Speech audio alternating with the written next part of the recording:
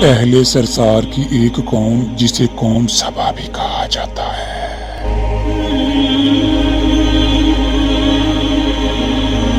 اللہ تعالیٰ کی بے شمار نعمتوں کے اندر زندگی گزار رہی تھی۔ یہ قوم ایک عظیم تہذیب و تمدن کی مالک تھی۔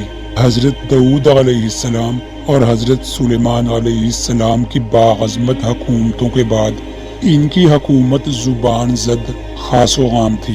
کہا جاتا ہے کہ یہ لوگ گندم کے مغز سے آٹا پیس کر روٹیاں پکاتے تھے، لیکن اس سے برعکس وہ اس قدر اسراف کرنے والے اور ناشکرے تھے کہ انہی روٹیوں کے ساتھ بچوں کا پاخانہ صاف کرتے تھے۔ بعد ازاں ان آلود روٹیوں کو اکٹھا کرنے سے ایک پہاڑ بن گیا تھا۔ پھر ایک صالح شخص نے وہاں سے گزرتے ہوئے ایک عورت کو دیکھا جو روٹی کے ساتھ بچے کے پیخانے کے مقام کو صاف کر رہی تھی۔ اس شخص نے عورت سے کہا، تیرے اوپر افسوس، خدا سے ڈر، کہیں ایسا نہ ہو کہ خدا تیرے اوپر اپنا غضب ڈائے اور تجھ سے اپنی نعمت چھین لے۔ اس عورت نے جواب میں مذاق اڑایا اور مغرورانہ انداز میں کہا، جاؤ جاؤ، گویا یہ مجھے بھوک سے ڈرا رہے ہو۔ جب تک سرسار جاری ہے مجھے بھوک سے کسی قسم کا کوئی خوف نہیں ہے۔ کوئی زیادہ عرصہ نہیں گزرا تھا کہ اللہ تعالی نے ان لوگوں پر اپنا غضب ڈایا۔ پانی جو کہ زندگی کی بنیاد ہے ان لوگوں سے چھین لیا، یہاں تک کہ قحط نازل ہوا۔ بات یہاں تک پہنچ گئی کہ ان کی ذخیرہ کی ہوئی تمام غذا ختم ہو گئی۔ آخر کار وہ مجبور ہو گئے کہ انہیں آلودہ روٹیوں پر ٹوٹ پڑے جو ان لوگوں نے اکٹھی کر کے پہاڑ کے مانند دیر لگایا ہوا تھا، بلکہ وہاں سے روٹی لینے کے لیے صف لگتی تاکہ ہر کوئی وہاں سے اپنے حصے کی روٹی لے سکے۔ کفران نعمت، قحط اور ان کی بدحالی کے بارے میں متعدد روایات موجود ہیں۔ سورۃ النحل کی آیت نمبر 112 اور 113 میں یوں ارشاد ہوتا ہے، اور اللہ نے اس بستی کی بھی مثال بیان کی ہے جو محفوظ اور مطمئن تھی۔ اس کا رزق ہر طرف سے باقاعدہ آ رہا تھا، لیکن اس بستی کے رہنے والوں نے اللہ کی نعمتوں کا انکار کیا تو خدا نے انہیں بھوک اور پیاس کا مزہ چکھایا، صرف ان کے ان اعمال کی بنا پر کہ جو وہ انجام دے رہے تھے۔ اور یقیناً ان کے پاس رسول آیا تو ان لوگوں نے ان کو جھٹلایا تو پھر ان تک عذاب آ پہنچا۔ یہ سب ظلم کرنے والے تھے۔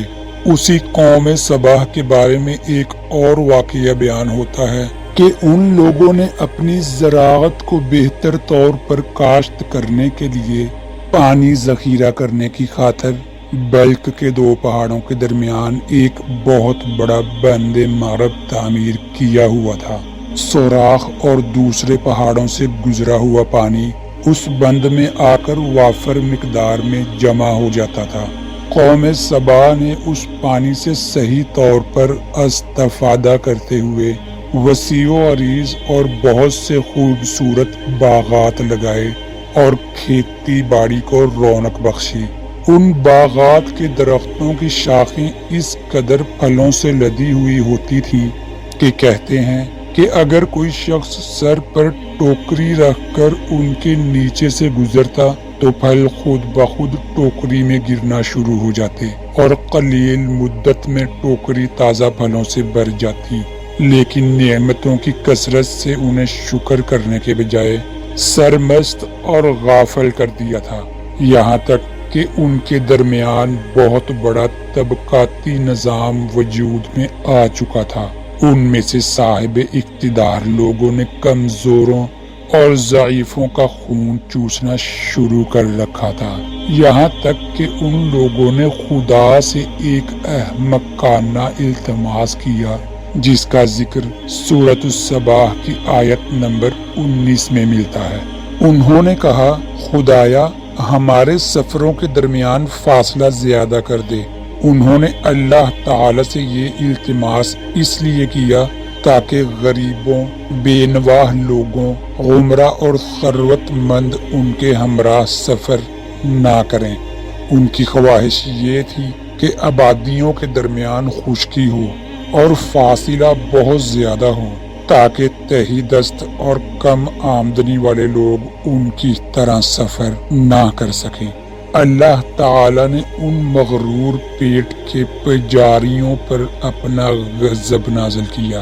بعض روایتوں کے مطابق ان مغرور لوگوں کی آنکھوں سے دور صحرائی چوہوں نے معرب نامی بند کی دیواروں پر حملہ کر کے انہیں اندر سے کھوکھلا کر دیا۔ ادھر سے بارشیں زیادہ ہوئیں جن کی وجہ سے سیلاب آ گیا اور اس بند میں پانی بہت زیادہ اکٹھا ہو گیا۔ اچانک بند کی دیواریں ٹوٹی، اس سے ایک بہت بڑا سیلاب آیا جس میں تمام دہیات آبادیاں، مال مویشی، باغات، کھیتیاں، ان کے محل اور گھر پانی میں غرق ہو کر نابود ہو گئے۔ ان کے باغات اور زراعت میں سے صرف بیری کے درخت اور کچھ جھاڑیاں بچی تھیں۔ خوش الحان پرندے وہاں سے کوچ کر گئے تھے، جبکہ الوؤں اور کوؤں نے قوم سبا کے کھنڈرات میں اپنے گھونسلے بنا تھے۔ اس بات کا ذکر سورۃ الصبا کی آیت نمبر 15 اور 16 میں ملتا ہے، اور آخر میں سورۃ الصبا کی آیت نمبر 17 میں۔ قرآن کریم میں اس واقعہ کا یوں نتیجہ نکالا ہے، یہ ہم نے ان کی ناشکری کی سزا دی ہے، اور ہم ناشکروں کے علاوہ کسی کو سزا نہیں